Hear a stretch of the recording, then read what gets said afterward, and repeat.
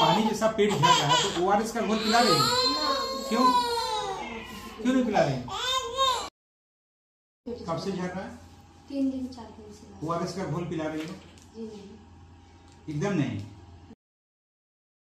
क्या हो जा रहा है? पेट झड़ रहा है और क्या हो रहा है? अब उल्टी भी होता है। उल्टी हो रहा है। कब उल्टी किया है? चलो चलो 11 बजे से। 11 बजे से लगातार उल्टी हो रही है। अब पेट भी पानी की तरह झड़ रहा है। ओआरएस का घोल पिला रहे हैं? नो सर, घोल का पानी होता है ओआरएस। घोल पीते हैं ओआरएस का घोल? नहीं। क्यों? क्या सर पहले करते नहीं ओआरएस घोल के लिए तो डॉक्टर की इजाजत की जरूरत नहीं है ना, तो आप अपने से बना सकते हैं ओआरएस। जब भी बच्चे को कै दस्त होता है तो थोड़ा थोड़ा ओआरएस का घोल पिलाने से क्या है, डिहाइड्रेशन नहीं होगा। हाँ, तो ओआरएस तो अपने से शुरू कर देना है। जब भी लूज मोशन वॉमिटिंग होना अपने से शुरू कर देना है। हाँ, उसके लिए डॉक्टरी इजाजत की जरूरत नहीं है कोई भी कंडीशन में। ओआरएस ओरल रिहाइड्रेशन सॉल्यूशन, इसे हम जीवन रक्षक घोल बोलते हैं। आए दिनों बच्चों को आजकल लूज मोशन डायरिया का शिकार हो जाते हैं, वोमिटिंग, गैस्ट्रोएंटेराइटिस, इन सब चीजों के कारण शरीर में पानी की कमी हो जाती है। उस पानी वाटर को आप कैसे रिप्लेस करते हैं उसके बारे में हम लोग आज जानकारियां देते हैं। ओआरएस ओरल रिहाइड्रेशन सॉल्यूशन बहुत ही जरूरी चीज, जो हम इन सब चीजों से गांव के बच्चे वंचित हो जाते हैं, जो सब जगह उपलब्ध है, हर एक काउंटर्स पे अवेलेबिलिटी इसकी है, लेकिन हमें पता नहीं कि ये क्या है, किस परिस्थिति में हमें देना है। इसका इंडिकेशन जब भी बच्चे को वाटरी लूज मोशन होता है या वोमिटिंग होता है, इसमें शरीर या एक्सेसिव स्वेटिंग होता है, पर्सपिरेशन होता है, उस कंडीशन में हमारे शरीर में पानी की कमी होती है।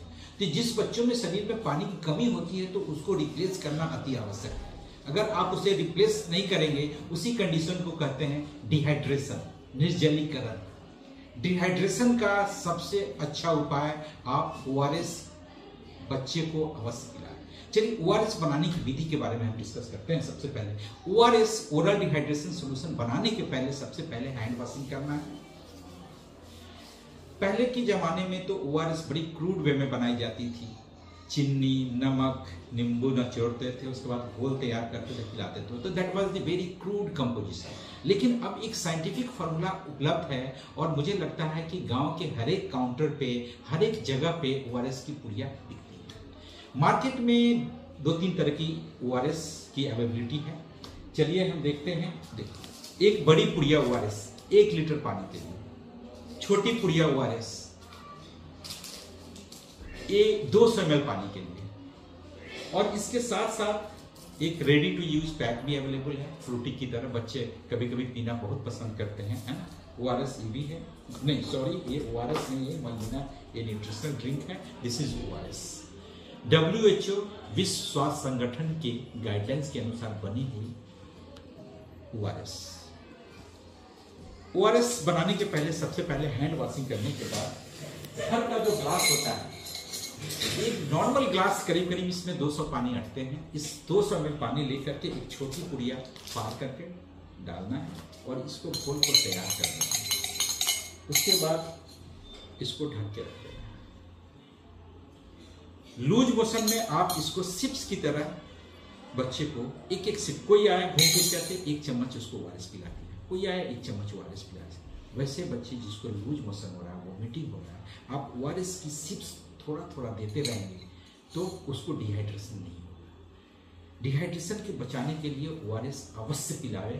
ये हम रिक्वेस्ट करेंगे सारे मैडम जी से, सर से, कि आप लोग अपने बेबी को, अपने बच्चे को जब भी लूज मोशन वॉमिटिंग होता है तो आप अननेसेसरी क्लिनिक में जो दौड़ लगाने लगते हो, नहीं, सबसे प्राथमिक उपचार आपको करनी है। ओआरएस डॉक्टर का काम नहीं है बताना। ओआरएस के बारे में आपको जानकारी जरूर रहनी चाहिए कि हमें ओआरएस किस परिस्थिति में कब और कैसे देना है। ओआरएस बहुत जरूरी है। तो हमने ओआरएस बनाने की विधि बता दी है, और आप सिप्स में जब भी लूज मोशन वॉमिटिंग होता है तो आप ओआरएस सिप्स में देते रहें। एक बार थोड़ा थोड़ा देंगे तो बच्चे को वॉमिटिंग नहीं होगा। ज्यादा पिला देंगे सब ओआरएस फिर वॉमिट करके निकाल देगा। यह दिमाग में ये बातें होनी चाहिए कि शरीर से जितना वाटर का लॉस हो रहा है, वोमिटिंग में या लूज मोशन में जितने भी बच्चे लूज मोशन हो रहे हैं उसी अनुपात में ओआरएस देना है, ना ज्यादा देना है, ओवर हाइड्रेट नहीं करना है, अंडर हाइड्रेशन नहीं करना, ज्यादा कम देना है, जितना पानी निकल रहा है उसी अनुपात में देना है। तो ये जरूर फॉलो करें।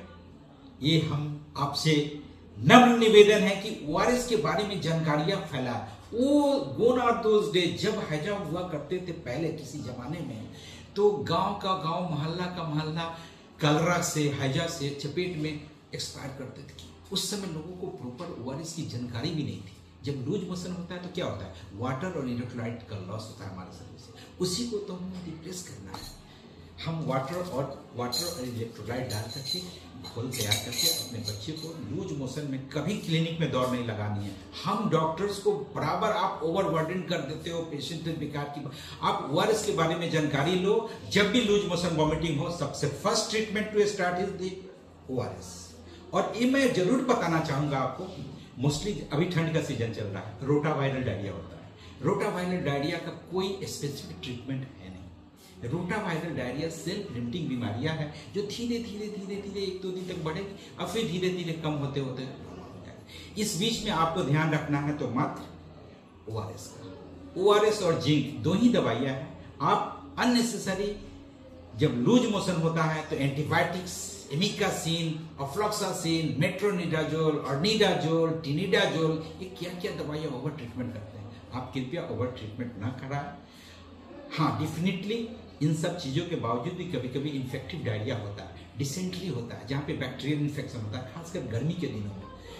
जो इन्फेक्टेड फूड मटेरियल जो हम बाजार से खाते हैं गर्मी के दिनों में, तो जनरली सिगेला, साल्मोनेला, इन सब ग्राम नेगेटिव इंटेरोबैक्टीरियस ग्रुप की कुछ बैक्टीरिया है जो कि डिसेंट्री और infective bacterial infective gastroenteritis cause करते हैं। उन सब चीजों में डेफिनेटली आपको डॉक्टर से राय लेने की जरूरत है। लेकिन फर्स्ट 1-2-3 डेज जस्ट वेट करें, प्रॉपरली ओआरएस और जिंक दें, इससे आपके बच्चे का डायरिया कंट्रोल होगा। तो ठीक है दोस्तों,